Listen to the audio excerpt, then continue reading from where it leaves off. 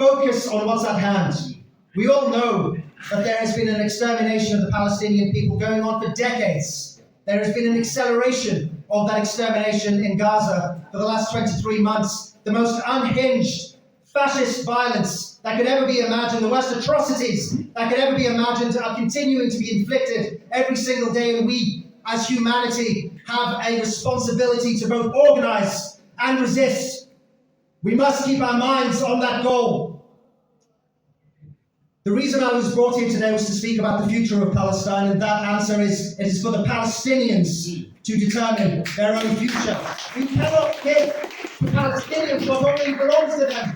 Their freedom, they are born free. They will live free. They have shown us through their daily armed resistance to the illegal, expansionist, genocidal regime that they are free. Gaza is probably the least occupied place in the world right now. It is the rest of us who have been entangled in a systematic campaign of propaganda that has taken us away from our freedom, from our ability to resist. And we are now awakening to that sacred duty to resist until all that remains is nothing. Nothing other than truth. Liberation is a process of destruction. To destroy what you think you know. To destroy the social conventions that allowed the world to do what it's doing right now. To break away from habits like buying Israeli products and to think, where am I spending my money?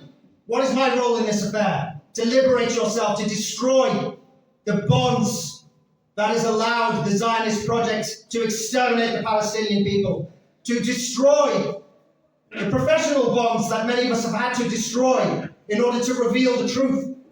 I was working in the field of humanitarian disarmament. Many of those people in that field who pledged to stick up for international law are complicit. And they are starting to wake up. They are starting to destroy the bonds that has led us into this despair until all that remains is truth. Truth that we are one, that we are human. The Palestinians are at the brunt of the worst atrocities ever known to mankind, and they are resisting. They have been slaughtered for decades for that resistance. I've been calling on states, but really people, to wake up to this reality that Israel must be defeated militarily. We need to smash Zionism. Our role as non-Palestinians is to break the prison that is keeping the Palestinian people occupied. Smash Zionism. Smash Zionism in the shop. Smash Zionism in the schools. Smash Zionism in court. Smash it from your past. But most importantly, smash Zionism on the battlefield. We are witnessing an extermination. The siege needs to be broken. The IOF are committed to the extermination of Palestinian people. They are committed to the extermination of Palestinian people. Every day you go to sleep, there is going to be another 80, 90, 100 people dead when you wake up that morning.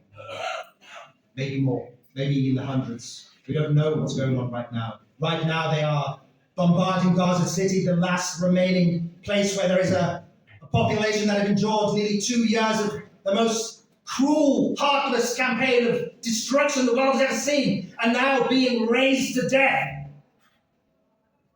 We need to break the siege now. The flotilla has tried this several times. Civilians, humanity from all over the world, hundreds of people from every corner of the world has tried to break the siege.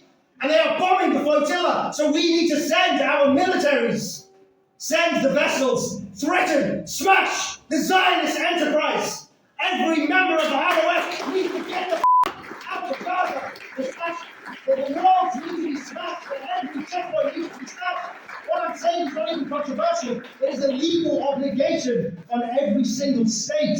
It is a binding order of the highest court in the world. The United Nations General Assembly, for what it's worth, has ordered all of the checkpoints to be smashed. This is how Palestine will be free. Not by giving it to them. They already own it. They are free. They're more free than us. We need to smash Zionism.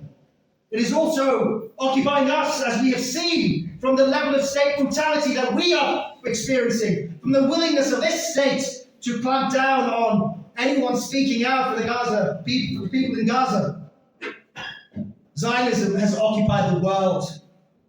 On every single corner you see Zionism. On every single social media platform you see Zionism. We are all complicit, actually, in the Zionist enterprise until we wake up and recognize the IDF is living in our hearts in the form of fear.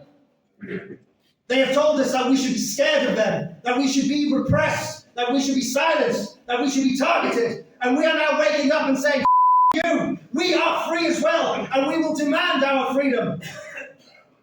Zionism has to be smashed, primarily in our hearts. Liberate yourself from that fear. We have nothing to fear from the Zionist project. That facade is now breaking down. They are losing the battle. They are losing it in the ideological warfare. They are losing it in the courts. They are losing it on the streets. They are in a downward spiral. And now, unfortunately, as we know from past imperial conquests, they will get more violent because they are committed to genocide. They do not see the Palestinians as human beings. They are enjoying the slaughter.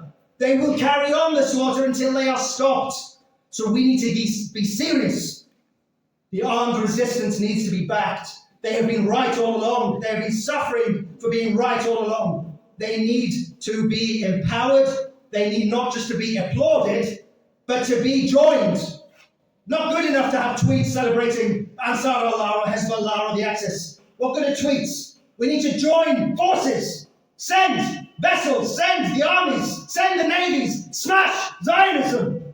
We need to join the fight.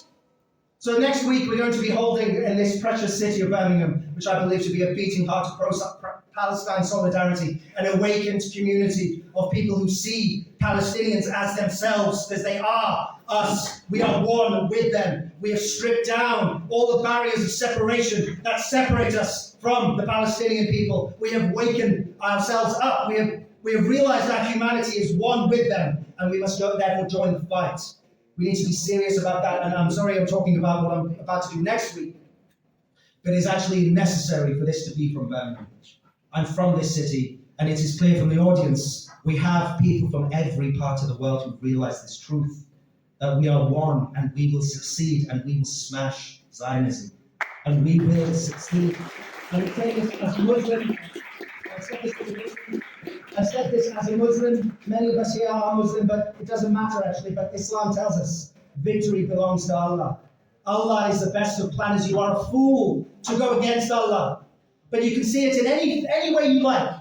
See it in terms of love. Love conquers all. Every artist has told us this. Every poet has told us this. Every political enterprise has told us this. Love conquers all. We are doing it right now. We are in the revolution, and we will win the revolution. So do it as individuals. Wake up to your role in this. Wake up to your agency in this. Israel will be smashed because we will smash them.